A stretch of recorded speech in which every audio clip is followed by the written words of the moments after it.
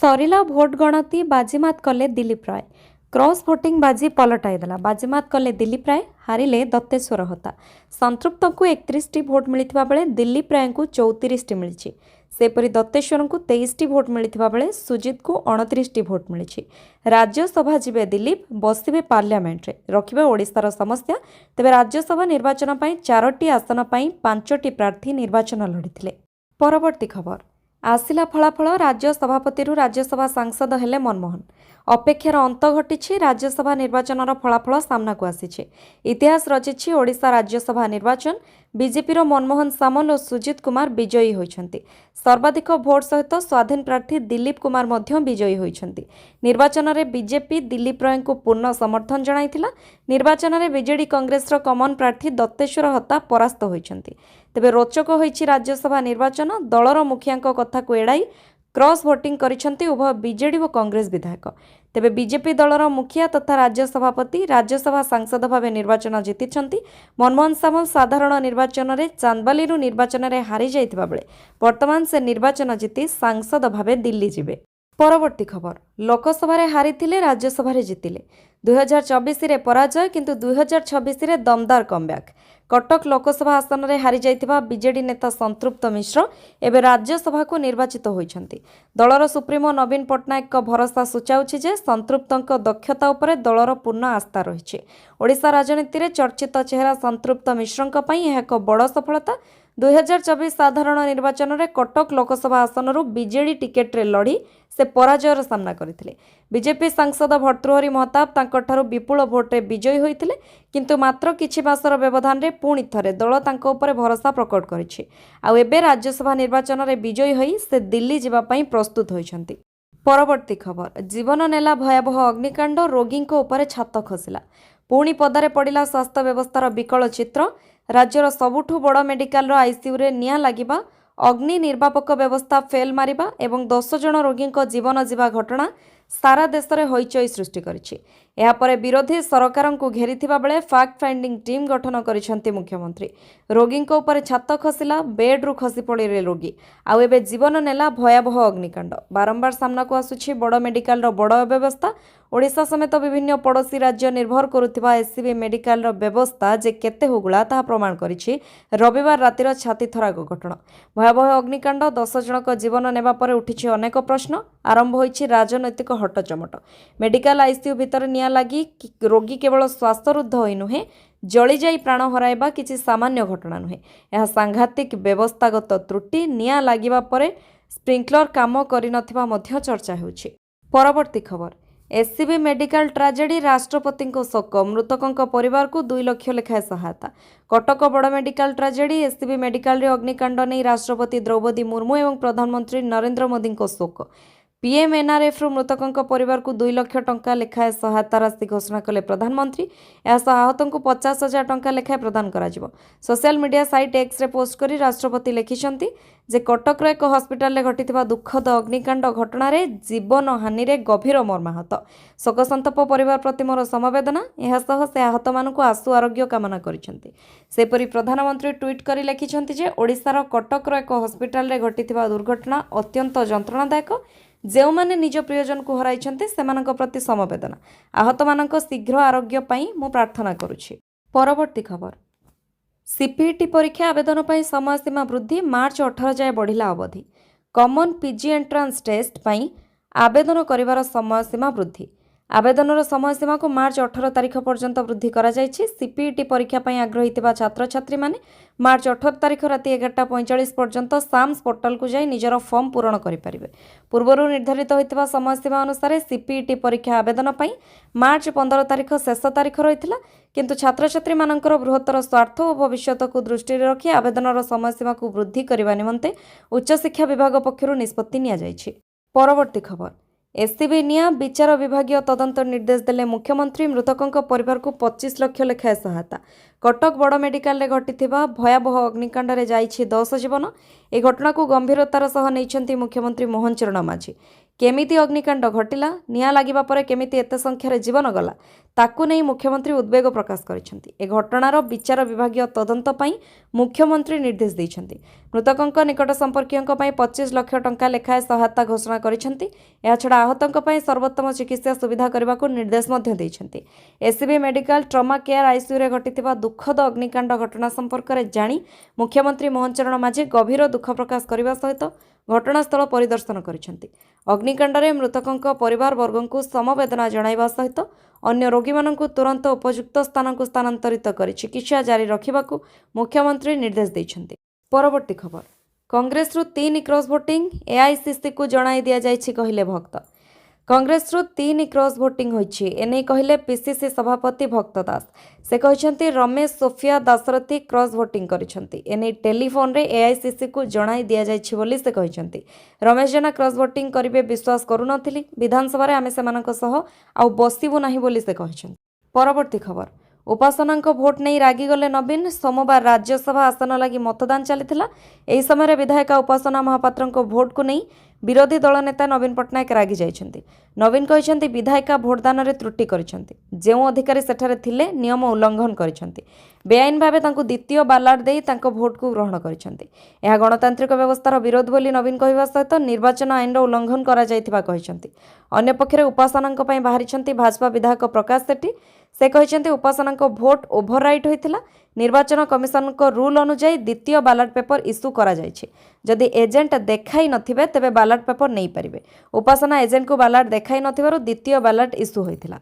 परवर्ती खबर घूर्णिबात्या क्षयक्षति संपर्क में जिलापालଙ୍କ सह आलोचना कले सुरेश पूजारी। मान्यवर राजस्व मंत्री श्री सुरेश पूजारी काली विधानसभा रे राज्यसभा पई भोट दे सारिबा परे निज कार्यालय कक्षरे बसी रविवार मयूरभंज जिलार करंजिया अंचल में घटिथिबा घूर्णिबात्यारे होइथिबा धन जीवनर क्षयक्षति संपर्क में जिलापालଙ୍କ सह फोन जोगे आलोचना करथिले एवं विभागीय कार्य संपर्क में मध्य खबर नैथिले। परवर्ती खबर एप्रिल 1 रु हाईवे यात्रा महंगा फास्टैग वार्षिक पास शुल्क बढ़ाइले एनएचएआई। हाईवे रे यातायात करुवा यात्री आसी गुरुत्वपूर्ण खबर। आसंता एप्रिल 1 तारिख जातीय राजपथ दे यात्रा करने आहुरी महंगा होगाकू जाउछि। एनएचएआई पक्षर वार्षिक टोल पास और टोल टिकस रे संशोधन करा जायछि। एनएचएआई वार्षिक पास फी को 3000 टंकार वृद्धि करी 3075 टंका करने को निष्पत्ति नहीं। यह नूतन हार 2026-27 आर्थिक वर्ष पर प्रযোज्य हेबो। एही पास व्यक्तिगत वाहन पर लागू हेबो। परवर्ती खबर गैस उपभोक्ता मानक पई आसिला खुशी खबर। घरोई एलपीजी जोगाण उपर चाप पड़िबा मध्यरे सरकार पाइप रंधन गैस एवं एलपीजी संजोग रखिथिबा ग्राहक मानक उपर कटकणा जारी करिसेंति एवं सेमानंकु परवर्ती संजोग हस्तांतर करबाकू निर्देश दैछंति। एहा मध्य कहा जायछि जे पीएनजी संजोग करिथिबा ग्राहक माने कोनोसी सरकारी तैल कंपानी रु घरोई एलपीजी रिफिल नहीं पारिबे नाही। एणिकी 500 टंकारे मिलिबो गैस सिलिंडर। एलपीजी गैस संकट धीरे धीरे बढ़ुथिबा कारणरू पीएनजी गैस को सरकार अधिक गुरुत्व दैछंति। एथिरे आईजीएल कहिसंति जे एलपीजी उपभोक्ता पीएनजी रो कनेक्शन नेउछंति सेमानकु गैस किनिबारे 500 टंकार रिहाती मिलिबो। परवर्ती खबर एससीबी निया 10 मृतकंक मिलिला परिचय। कटक बड़ मेडिकल रे घटिथिबा भयावह अग्निकांड रे जाइछि 10 जीवन। ए घटना को गंभीरतार सहित नैछंती मुख्यमंत्री मोहन चरण माझी। केमिति अग्निकांड घटिला निया लागिबा परे केमिति एते संख्यारे जीवन गला ताकू नै मुख्यमंत्री उद्वेग प्रकाश करिसेंति। ए घटनार विचार विभागीय तदंत पई मुख्यमंत्री निर्देश दैछंती। अग्निकांड रे 10 रोगींक मृत्यु होइतिबा बेले 5 रोगींक अवस्था संकटापन्न रहिछि। ए अग्निकांड रे 10 मृतकंक परिचय मिलिछि। 10 जण मृतक मध्यरे रमेश परिडा, दासरू मुंडा, एमडी न्यूम, गौरांग बारिक, एसके अब्दुल सत्तार, मधुसूदन दलाई, कृष्णचंद्र विश्वाल, रवींद्र दास, चेरु परिडा, मेनका राउत मृत्यु होता सूचना मिली। तेज आईसीयू स्थानांतरित होता अन्य रोगी मानू सर्वोत्तम चिकित्सा जोगाई देवाकू मुख्यमंत्री विभाग तथा मेडिकल कर्तृपक्ष को निर्देश देइछंती। परवर्ती खबर किश्तवाड़ में भूस्खलन में जड़े मृत 235 जन को उद्धार। जम्मू और काश्मीर किश्तवाड़ जिले में प्रबल वर्षा जो एक जलविद्युत प्रकल्प निकट में भूस्खलन घटी जनकर मृत्यु होता बेले अन्य जड़े आहत होती। जम्मू और काश्मीर में वर्षा सहित प्रबल तुषारपात लगी रही। तुषारपात भितर सिंथन पहाड़ शीर्ष में फसी रही महिला और शिशु समेत 235 जन को उद्धार कर। प्रतिकूल पाग जो किश्तवाड़ म्युनिसिपालिटी और निकटवर्ती तोड़ा जिले में सोमवार समस्त शिक्षानुष्ठान बंद रखा कर्तृपक्ष निर्देश देइछन्ति। किश्तवाड़ जिलार दांगडुरुଠାରେ ଥିବା ଜଳବିଦ୍ୟୁତ ପ୍ରକଳ୍ପ ନିକଟରେ ରବିବାର ସୋମବାର ରାତିରେ ଭୂସ୍ଖଳନ ହୋଇଥିଲା। 2 ଜଣ ଶ୍ରମିକ ଭୂସ୍ଖଳନ ଯୋଗୁଁ ସେଠାରେ ଫସି ଯାଇଥିଲେ। ଜଣେ ଶ୍ରମିକଙ୍କୁ ଆହତ ଅବସ୍ଥାରେ ଉଦ୍ଧାର କରି ହସ୍ପିଟାଲରେ ଭର୍ତ୍ତି କରାଯାଇଥିଲା। ପରେ ଅନ୍ୟ ଜଣେ ଶ୍ରମିକଙ୍କ ମୃତଦେହ ଉଦ୍ଧାର କରାଯାଇଥିଲା। ଅନ୍ୟ ଏକ ଘଟଣାରେ ଜମ୍ମୁ ଅଞ୍ଚଳର କିସ୍ତୱାଡ଼କୁ ଦକ୍ଷିଣ କାଶ୍ମୀରର ଅନନ୍ତନାଗ ଜିଲ୍ଲା ସହିତ ସଂଯୋଗ କରୁଥିବା ସିନ୍ତନ ପାହାଡ଼ ଶୀର୍ଷରେ ପ୍ରବଳ ତୁଷାରପାତ ଯୋଗୁଁ ଅନେକ ଯାତ୍ରୀ ଫସି ରହିଥିଲେ। 38ଟି ଗାଡ଼ିରେ ଯାଇଥିବା 235 ଜଣ ଯାତ୍ରୀଙ୍କୁ ପୋଲିସ, ସେନା ଏବଂ ନାଗରିକ ପ୍ରଶାସନର ମିଳିତ ଉଦ୍ଧାର ଅଭିଯାନରେ ସୁରକ୍ଷିତ ସ୍ଥାନକୁ ଉଦ୍ଧାର କରାଯାଇଛି। ପରବର୍ତ୍ତୀ ଖବର, ଇରାନରୁ ଆର୍ମେନିଆ ଦେଇ 550 ଭାରତୀୟଙ୍କୁ ଉଦ୍ଧାର କରାଯାଇଛି। ପଶ୍ଚିମ ଏସିଆରେ ଯୁଦ୍ଧ ଲାଗି ରହିଥିବା ବେଳେ ଭାରତ ଏହାର ନାଗରିକଙ୍କୁ ସୁରକ୍ଷିତ ଭାବେ ଫେରାଇ ଆଣିବାକୁ ସମସ୍ତ ପ୍ରୟାସ ଜାରି ରଖିଛି। ଇତିମଧ୍ୟରେ ଇରାନରୁ 550ରୁ ଅଧିକ ଭାରତୀୟଙ୍କୁ ଫେରାଇ ଅଣାଯାଇଛି। ଆର୍ମେନିଆ ଦେଇ ଭାରତୀୟମାନେ ନୂଆଦିଲ୍ଲୀ ଫେରିଛନ୍ତି। ବିଦେଶ ମନ୍ତ୍ରୀ ଏସ୍ ଜୟଶଙ୍କର ସୋମବାର ସ୍ଥଳସୀମା ପରିବହନକୁ ସହଜ କରିବା ପାଇଁ ଆର୍ମେନିଆର ସରକାର ଏବଂ ଲୋକଙ୍କୁ ଧନ୍ୟବାଦ ଜଣାଇଛନ୍ତି। ଜୟଶଙ୍କର ସାମାଜିକ ଗଣମାଧ୍ୟମରେ ଏକ ପୋଷ୍ଟ କରି ଏପରି କଷ୍ଟକର ସମୟରେ ସହାୟତା କରିଥିବାରୁ ଆର୍ମେନିଆର ପ୍ରଶଂସା କରିଥିଲେ। ବୈଦେଶିକ ମନ୍ତ୍ରଣାଳୟର ମୁଖପାତ୍ର ରଣଧୀର ଜୟସ୍ୱାଲ କହିଛନ୍ତି, ତେହେରାନ ସ୍ଥିତ ଭାରତୀୟ ଦୂତାବାସ ଭାରତୀୟ ନାଗରିକଙ୍କ ନିରାପଦ ସ୍ଥାନାନ୍ତର ପାଇଁ ସୀମାରେ ଭିସା ଏବଂ ପ୍ରବାସନ ଔପଚାରିକତାରେ ସହାୟତା କରିଥିଲା। ପରବର୍ତ୍ତୀ ଖବର, ବିହାର ରାଜ୍ୟସଭା ନିର୍ବାଚନ ଧୋକା ଦେଲା କଂଗ୍ରେସ, ବାଜି ମାରିଲେ ନା ଏନ୍ଡିଏ। ଓଡ଼ିଶା ଭଳି ବିହାରରେ ବି ମହାମେଣ୍ଟକୁ ଧୋକା ଦେଇଛି କଂଗ୍ରେସ। ଫଳରେ ବିହାରରେ ଅନୁଷ୍ଠିତ ହୋଇଥିବା ରାଜ୍ୟସଭାର 5ଟି ଆସନ ପାଇଁ ନିର୍ବାଚନରେ 5ଟି ଯାକ ଆସନ ଜିତିଛି ଏନ୍ଡିଏ। ବିଧାନସଭା ନିର୍ବାଚନ ପରେ ରାଜ୍ୟସଭାରେ ବି ବିହାର ମହାମେଣ୍ଟକୁ ପରାଜୟ ବରଣ କରିବାକୁ ପଡ଼ିଛି। ବିହାର ରାଜ୍ୟସଭା ନିର୍ବାଚନରେ ଜେଡିୟୁରୁ ନୀତିଶ କୁମାର, ବିଜେପିର ରାଷ୍ଟ୍ରୀୟ ଅଧ୍ୟକ୍ଷ ନିତିନ ନବୀନଙ୍କ ସହ କେନ୍ଦ୍ରମନ୍ତ୍ରୀ ରାମନାଥ ଠାକୁର, ରାଷ୍ଟ୍ରୀୟ ଲୋକମୋର୍ଚ୍ଚାର ମୁଖ୍ୟ ଉପେନ୍ଦ୍ର କୁଶୱାହା ଓ ବିଜେପିର ସିକେଶ କୁମାର ବିଜୟ ଲାଭ କରିଛନ୍ତି। ବିହାରରେ ଅନୁଷ୍ଠିତ ହୋଇଥିବା 5ଟି ଆସନ ପାଇଁ ମତଦାନରେ ଏନ୍ଡିଏର 202 ବିଧାୟକ ମତଦାନ କରିଥିବା ବେଳେ ମହାମେଣ୍ଟର ମାତ୍ର 37 ବିଧାୟକ ମତଦାନ କରିଛନ୍ତି। ମହାମେଣ୍ଟ ତରଫରୁ କଂଗ୍ରେସ ବିଧାୟକ ମନୋଜ ବିଶ୍ୱାସ, ସୁରେନ୍ଦ୍ର କୁଶୱାହା ଓ ମନୋହର ପ୍ରସାଦ ସିଂ ମତଦାନରୁ ବିରତ ଥିବା ବେଳେ ଆର୍ଜେଡିର ଫୈସଲ ରହମାନ ପୁଲିଂ ବୁଥକୁ ଆସିନଥିଲେ। ପରବର୍ତ୍ତୀ ଖବର, କ୍ରସ୍ ଭୋଟିଂ ପରେ ବର୍ଷିଲେ ନବୀନ। ରାଜ୍ୟସଭା ନିର୍ବାଚନରେ କ୍ରସ୍ ଭୋଟିଂକୁ ନେଇ ନବୀନଙ୍କ ବଡ଼ ପ୍ରତିକ୍ରିୟା। ବିଜେଡି ବିଧାୟକ ଦଳର ସମର୍ଥନ ପ୍ରାର୍ଥୀଙ୍କୁ ଭୋଟ ନ ଦେବା ନେଇ କହିଲେ, ଯେଉଁମାନେ କ୍ରସ୍ ଭୋଟିଂ କରିଛନ୍ତି ସେମାନଙ୍କର କ୍ରିମିନାଲ ରେକର୍ଡ ରହିଛି। ସେମାନଙ୍କର ବାପାମାନେ ଜେଲରେ ରହିଛନ୍ତି। ବିଜେପି ଘୋଡ଼ା ବେପାର କରୁଛି ବୋଲି ପୂର୍ବରୁ କହି ଆସୁଥିଲି। ବିଧାନସଭା ନିର୍ବାଚନରେ ପରାଜୟ ପରେ ବିଜେଡିର ଯେତିକି କ୍ଷତି ହୋଇନଥିଲା, ଏବେ ରାଜ୍ୟସଭା ନିର୍ବାଚନ ପରେ ବିଜେଡି ତାଠାରୁ ଅଧିକ କ୍ଷତି ସହିବାକୁ ଯାଉଛି। ଜଣକ ପରେ ଜଣେ ବିଜେଡି ବିଧାୟକ ଦଳୀୟ ହୁଇପ୍କୁ ଅବମାନନା କରି କ୍ରସ୍ ଭୋଟିଂ କରିବାରେ ଲାଗିଛନ୍ତି। ପାଖାପାଖି 9 ଜଣ ବିଜେଡି ବିଧାୟକ କ୍ରସ୍ ଭୋଟିଂ କରିଥିବା ଅନୁମାନ କରାଯାଉଥିବା ବେଳେ ବାରବାଟୀ ବିଧାୟକ ସୌଭିକ ବିଶ୍ୱାଳ ଓ ବାଙ୍କୀ ବିଧାୟକ ଦେବୀରଞ୍ଜନ ତ୍ରିପାଠୀ ବିଜେପି ସମର୍ଥିତ ଦିଲ୍ଲୀପ ରାୟଙ୍କୁ ଭୋଟ ଦେଇଥିବା କଥା ଖୋଲାଖୋଲି କହିଛନ୍ତି। ପରବର୍ତ୍ତୀ ଖବର, ବିଜେଡିରେ ଅସନ୍ତୋଷର ନିଆଁ ଜଳୁଛି, ଓଡ଼ିଶାରେ ହେବ ବଡ଼ ରାଜନୈତିକ ପରିବର୍ତ୍ତନ। ରାଜ୍ୟସଭା ନିର୍ବାଚନ ନେଇ ବରିଷ୍ଠ ରାଜନେତା ବିଜୟ ମହାପାତ୍ରଙ୍କ ବଡ଼ ପ୍ରତିକ୍ରିୟା। ସେ ଦିଲ୍ଲୀପ ରାୟଙ୍କୁ ଶୁଭେଚ୍ଛା ଜଣାଇବା ସହିତ କହିଛନ୍ତି ଯେ ନିର୍ବାଚନ ପାଇଁ 2 ମାସ ପୂର୍ବରୁ ପ୍ରସ୍ତୁତି ଚାଲିଥିଲା। ବିଜେଡିରେ ଅସନ୍ତୋଷର ନିଆଁ ଜଳୁଛି, ନେତୃତ୍ୱ ଉପରେ ମୋଟରୁ ବିଶ୍ୱାସ ନାହିଁ। ଆଗକୁ ଓଡ଼ିଶାରେ ବଡ଼ ରାଜନୈତିକ ପରିବର୍ତ୍ତନ ହେବ। ସେ ଆହୁରି କହିଛନ୍ତି, 6 ମାସ ତଳେ କହିଥିଲି 2026 ନିର୍ଣ୍ଣାୟକ ପର୍ବ ହେବ। ଲୋକ ଆଶା କରିଥିଲେ ଦିଲ୍ଲୀପ ରାୟ ଜିତିବେ। ବିଜେଡି ନେତାଙ୍କ ବିଷୟରେ ଅସନ୍ତୋଷ ଥିଲା। ସବୁ ଦଳର ନେତା ଅସନ୍ତୋଷକୁ ପରିପ୍ରକାଶ କଲେ। କାଚ ଘରେ ସ୍ୱପ୍ନ ଦେଖୁଥିବା ଲୋକ ଆଗ ନିଜର ଛବିକୁ ଆଇନାରେ ଦେଖନ୍ତୁ। ନିର୍ବାଚନରେ ଅଂଶଗ୍ରହଣ କରିଥିଲୁ, ଲୋକେ ଶୁଭେଚ୍ଛା ଦେବାକୁ ଆସୁଛନ୍ତି। ଓଡ଼ିଶାବାସୀଙ୍କୁ ଧନ୍ୟବାଦ ଜଣାଇଛନ୍ତି ବିଜୟ ମହାପାତ୍ର।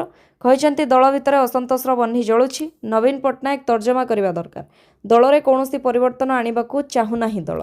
ପରବର୍ତ୍ତୀ ଖବର, ପ୍ରଭାତ ତ୍ରିପାଠୀଙ୍କ ବିସ୍ଫୋରଣ, କହିଲେ କଂଗ୍ରେସ ସହ ହାତ ମିଳାଇ ରାଜନୈତିକ ଆତ୍ମହତ୍ୟା କରିଛି ବିଜେଡି। ରାଜ୍ୟସଭା ନିର୍ବାଚନକୁ ନେଇ ଓଡ଼ିଶା ରାଜନୀତିରେ ଏକ ବଡ଼ ଧରଣର ବିଦ୍ରୋହ ଦେଖିବାକୁ ମିଳିଛି। ବିଜେଡି ବିଧାୟକ ଦେବୀରଞ୍ଜନ ତ୍ରିପାଠୀ ଦଳୀୟ ହୁଇପ୍ ଅବମାନନା କରି ବିଜେପି ସପକ୍ଷରେ କ୍ରସ୍ ଭୋଟିଂ କରିବା ପରେ ତାଙ୍କ ବାପା ତଥା ବରିଷ୍ଠ ନେତା ପ୍ରଭାତ ତ୍ରିପାଠୀ ଏକ ଶାଣିତ ବୟାନ ଦେଇଛନ୍ତି।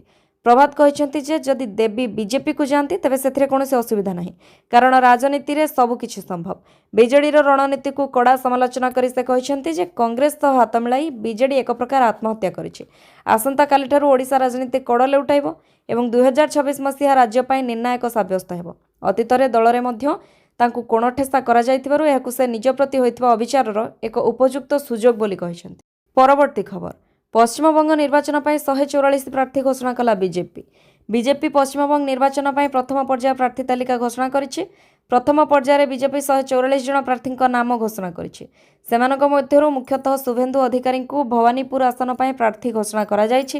ମମତା ବାନାର୍ଜୀ ମଧ୍ୟ ସେହି ଆସନରୁ ନିର୍ବାଚନ ଲଢ଼ିପାରନ୍ତି। ଶୁଭେନ୍ଦୁ କେବଳ ଭବାନୀପୁର ନୁହନ୍ତି, ଏହା ସହ ନନ୍ଦୀଗ୍ରାମରୁ ବି ନିର୍ବାଚନ ଲଢ଼ିବେ। ଏହି 144 ଜଣିଆ ତାଲିକାରେ ବିଜେପିର 10 ଜଣ ମହିଳାଙ୍କୁ ସ୍ଥାନ ଦେଇଛି। ପଶ୍ଚିମବଙ୍ଗ ବିଧାନସଭା ନିର୍ବାଚନରେ ଏଥର ଶୁଭେନ୍ଦୁ ଅଧିକାରୀ 2ଟି ଆସନରୁ ନିର୍ବାଚନ ଲଢ଼ିପାରିବେ। ଏଥିରୁ ଅନୁମାନ କରାଯାଉଛି କି ଯଦି ପଶ୍ଚିମବଙ୍ଗରେ ବିଜେପିକୁ ବହୁମତ ମିଳେ ତେବେ ଶୁଭେନ୍ଦୁ ଅଧିକାରୀ ମୁଖ୍ୟମନ୍ତ୍ରୀ ହେବେ। କହି ରଖୁ କି 2021 ବିଧାନସଭା ନିର୍ବାଚନରେ ନନ୍ଦୀଗ୍ରାମ ଆସନରୁ ଶୁଭେନ୍ଦୁ ଅଧିକାରୀ ମମତା ବାନାର୍ଜୀଙ୍କୁ ପରାଜିତ କରିଥିଲେ। ସେପଟେ ଭବାନୀପୁର ହେଉଛି ମମତାଙ୍କ ଗଡ଼। ଏଥର ସେଠାରେ ବି ମମତାଙ୍କୁ ଶୁଭେନ୍ଦୁ ଟକ୍କର ଦେବେ। ସେପଟେ ଭାରତୀୟ କ୍ରିକେଟ ଟିମ୍ର ପୂର୍ବତନ ଖେଳାଳି ଅଶୋକ ଡିଣ୍ଡାଙ୍କୁ ବିଜେପି ମୋୟନା ବିଧାନସଭା ସିଟ୍ରୁ ପ୍ରାର୍ଥୀ କରିଛି। ପରବର୍ତ୍ତୀ ଖବର, ଯୁଦ୍ଧ ମଧ୍ୟରେ ଭାରତରେ ପହଞ୍ଚିଲା ଗ୍ୟାସ୍। ଆମେରିକା ଏବଂ ଇରାନ ମଧ୍ୟରେ ଚାଲିଥିବା ଯୁଦ୍ଧ ଯୋଗୁଁ ଅନେକ ଦେଶର ଜାହାଜ ହର୍ମୁଜ ପ୍ରଣାଳୀ ପାର କରିପାରିନଥିଲେ, କିନ୍ତୁ 2ଟି ଭାରତୀୟ ଜାହାଜକୁ ଅନୁମତି ଦିଆଯାଇଥିଲା। ଏହି ଜାହାଜ ମଧ୍ୟରୁ ଗୋଟିଏ ଶିବାଲିକ୍, ଯିଏ ସୋମବାର ଏଲ୍ପିଜି ଗ୍ୟାସ୍ ନେଇ ଭାରତରେ ପହଞ୍ଚିଛି। ଗୁଜରାଟର ମୁନ୍ଦ୍ରା ବନ୍ଦରରେ ପହଞ୍ଚିଥିବା ଶିବାଲିକ୍ ଏବେ ଅନଲୋଡ୍ ହେବ। ଶିବାଲିକ୍ ସୋମବାର ସନ୍ଧ୍ୟା ପ୍ରାୟ 5ଟାରେ ମୁନ୍ଦ୍ରା ବନ୍ଦରରେ ପହଞ୍ଚିଥିଲା। ଏହି ଏଲ୍ପିଜି ବାହକ ପ୍ରାୟ 46,000 ମେଟ୍ରିକ୍ ଟନ୍ ଗ୍ୟାସ୍ ବହନ କରୁଛି, ଯାହା 3.24 ନିୟୁତ ଘରୋଇ ସିଲିଣ୍ଡର ସହିତ ସମାନ। ଏହି ଜାହାଜ ମଧ୍ୟ ହର୍ମୁଜ ପ୍ରଣାଳୀରେ ଫସି ରହିଥିଲା, କିନ୍ତୁ ମାର୍ଚ୍ଚ 14ରେ ଏହାକୁ ଅନୁମତି ମିଳିଥିଲା। ଶିବାଲିକ୍ ପରେ ନନ୍ଦା ଦେବୀ ଖୁବ୍ ଶୀଘ୍ର 46,000 ମେଟ୍ରିକ୍ ଟନ୍ ଏଲ୍ପିଜି ଗ୍ୟାସ୍ ବହନ କରି ଭାରତରେ ପହଞ୍ଚିବ ବୋଲି ଆଶା କରାଯାଉଛି। ଭାରତ ସମେତ ବିଶ୍ୱର ଅନେକ ଦେଶର ଜାହାଜ ଏବେ ବି ହର୍ମୁଜ ପ୍ରଣାଳୀରେ ଫସି ରହିଛି। ତଥାପି ଇରାନ କହିଛି ଯେ ଭାରତ ତାର ବନ୍ଧୁ ଏବଂ ଏହାକୁ ସମର୍ଥନ କରିବ। ପରବର୍ତ୍ତୀ ଖବର, ନିର୍ବାଚନ ତାରିଖ ଘୋଷଣା ପରେ ପଶ୍ଚିମବଙ୍ଗରେ ପୋଲିସ ବିଭାଗର ବଡ଼ ଧରଣର ଅଦଳବଦଳ। ପଶ୍ଚିମବଙ୍ଗରେ ବିଧାନସଭା ନିର୍ବାଚନ ତାରିଖ ଘୋଷଣା ପରେ ଇଲେକ୍ସନ କମିଶନ ଅଫ୍ ଇଣ୍ଡିଆ ସକ୍ରିୟ ହୋଇଛି। ତାରିଖ ଘୋଷଣା ହେବାର କେବଳ ଦିନକ ମଧ୍ୟରେ ପୋଲିସ ବିଭାଗରେ ବଡ଼ ଧରଣର ଅଦଳବଦଳ କରାଯାଇଛି। ପଶ୍ଚିମବଙ୍ଗର ମୁଖ୍ୟ ସଚିବ ଓ ଗୃହ ସଚିବଙ୍କୁ ବଦଳି କରିବା ପରେ ନିର୍ବାଚନ କମିଶନ ଆଉ 4 ଜଣ ବରିଷ୍ଠ ପୋଲିସ ଅଧିକାରୀଙ୍କୁ ମଧ୍ୟ ବଦଳି କରିଛନ୍ତି। ଏନେଇ କମିଶନ ସେମାନଙ୍କର ନୂତନ ପୋଷ୍ଟିଂ ସମ୍ପର୍କରେ ନିର୍ଦ୍ଦେଶନାମା ଜାରି କରିଛି। ପରବର୍ତ୍ତୀ ଖବର, ରାଜ୍ୟସଭା ନିର୍ବାଚନରେ 11 ବିଧାୟକଙ୍କ କ୍ରସ୍ ଭୋଟିଂ। ରାଜ୍ୟସଭା ନିର୍ବାଚନରେ କ୍ରସ୍ ଭୋଟିଂକୁ ନେଇ ସରଗରମ ହୋଇଛି ରାଜନୀତି। କେବଳ କଂଗ୍ରେସରୁ ନୁହେଁ, ବିଜେଡିରୁ ବି ହୋଇଛି କ୍ରସ୍ ଭୋଟିଂ। ରାଜ୍ୟସଭା ନିର୍ବାଚନରେ ମୋଟ 11 ବିଧାୟକଙ୍କ କ୍ରସ୍ ଭୋଟିଂ ହୋଇଥିବା ଜଣାପଡ଼ିଛି। ପିସିସି ସଭାପତି ଭକ୍ତ ଦାସ ସ୍ପଷ୍ଟ କରିଛନ୍ତି, କଂଗ୍ରେସର 3 ଜଣ ବିଧାୟକ କ୍ରସ୍ ଭୋଟିଂ କରିଛନ୍ତି। ସେମାନେ ହେଲେ ଦାଶରଥୀ ଗମାଙ୍ଗ, ସୋଫିଆ ଫିରଦୋସ ଓ ରମେଶ ଜେନା। ସେପରି ବିଜେଡିର 7 ବିଧାୟକଙ୍କ କ୍ରସ୍ ଭୋଟିଂ ହୋଇଛି। ବିଜେଡିରୁ ଚକ୍ରମଣି କହଁର, ସୌଭିକ ବିଶ୍ୱାଳ, ରମାକାନ୍ତ ଭୋଇ, ଦେବୀରଞ୍ଜନ ତ୍ରିପାଠୀ, ନବକିଶୋର ମଲ୍ଲିକ ଏବଂ ସୁବାସିନୀ ଜେନା କ୍ରସ୍ ଭୋଟିଂ କରିଥିବା ସୂଚନା ରହିଛି। ଏହା ବାଦ ବିଜେଡିରୁ ନିଲମ୍ବିତ ହୋଇଥିବା ବିଧାୟକ ସନା ମହାକୁଡ଼ ଓ ଅରବିନ୍ଦ ମହାପାତ୍ର ମଧ୍ୟ କ୍ରସ୍ ଭୋଟିଂ କରିଥିବା ସୂଚନା ମିଳିଛି। ପରବର୍ତ୍ତୀ ଖବର, କଟକ ଏସ୍ସିବିରେ ପହଞ୍ଚିଲେ ନବୀନ ପଟ୍ଟନାୟକ। ସ୍ଥିତି ପରଖିଲେ ନବୀନ। ଟିକେ ସମୟ ପୂର୍ବରୁ ପହଞ୍ଚିଲେ ଦିଲ୍ଲୀପ ରାୟ। କଟକ ଏସ୍ସିବି ମେଡିକାଲ କଲେଜ ଓ ହସ୍ପିଟାଲରେ ରବିବାର ଏକ ହୃଦୟ ବିଦାରକ ଘଟଣା ଘଟିଥିଲା। ମେଡିକାଲର ଏକ ୱାର୍ଡରେ ଭୟଙ୍କର ଅଗ୍ନିକାଣ୍ଡ ଘଟି 10ରୁ ଅଧିକ ଜଣଙ୍କର ମୃତ୍ୟୁ ହୋଇଥିବା ପ୍ରାଥମିକ ସୂଚନା ମିଳିଥିଲା। ସୂଚନା ଅନୁଯାୟୀ ଯେଉଁ ୱାର୍ଡରେ ନିଆଁ ଲାଗିଥିଲା ସେଠାରେ ସେହି ସମୟରେ ପ୍ରାୟ 22 ଜଣ ରୋଗୀ ଚିକିତ୍ସିତ ହେଉଥିଲେ। ନିଆଁର ପ୍ରକୋପ ଏତେ ଭୟଙ୍କର ଥିଲା ଯେ ରୋଗୀମାନଙ୍କୁ ସୁରକ୍ଷିତ ସ୍ଥାନକୁ ସ୍ଥାନାନ୍ତର କରିବା ପାଇଁ ସମୟ ମିଳିନଥିଲା। ଫଳରେ ଅଧିକାଂଶ ରୋଗୀ ଶ୍ୱାସରୁଦ୍ଧ ହୋଇ ଏବଂ ନିଆଁରେ ପୋଡ଼ି ପ୍ରାଣ ହରାଇଛନ୍ତି। ପରବର୍ତ୍ତୀ ଖବର, ଅଲିଭ ରିଡଲେଙ୍କ ଅଣ୍ଡାଦାନ ପର୍ବ ଆରମ୍ଭ। 10,000 କଇଁଛଙ୍କ ଗଣ ଅଣ୍ଡାଦାନ। ବିଶ୍ୱ ପର୍ଯ୍ୟଟନ ମାନଚିତ୍ରରେ ସାମୁଦ୍ରିକ କଇଁଛଙ୍କ ଏନ୍ତୁଡ଼ିଶାଳ ଭାବେ ସ୍ୱତନ୍ତ୍ର ପରିଚୟ ସୃଷ୍ଟି କରିଥିବା ଗଞ୍ଜାମ ଜିଲ୍ଲାର ଋଷିକୁଲ୍ୟା ମହାଣ ସମୁଦ୍ର ବେଳାଭୂମିରେ ଅଲିଭ ରିଡଲେଙ୍କ ସାମୂହିକ ଗଣ ଅଣ୍ଡାଦାନ ପର୍ବ ଆରମ୍ଭ ହୋଇଛି। ଦକ୍ଷିଣା ପବନର ପ୍ରଭାବ ଓ ଅନୁକୂଳ ପାଗ ଯୋଗୁଁ ଗତ ବଡ଼ି ଭୋର ସମୟରୁ 10,220ଟି ଅଲିଭ ରିଡଲେ କଇଁଛ ସମୁଦ୍ରର ନୀଳ ଜଳରାଶି ମଧ୍ୟରୁ ବେଳାଭୂମି ଉପରକୁ ଉଠି ଆସି ଗଣ ଅଣ୍ଡାଦାନ କରିଥିବା ବନ ବିଭାଗ ପକ୍ଷରୁ ସୂଚନା ମିଳିଛି।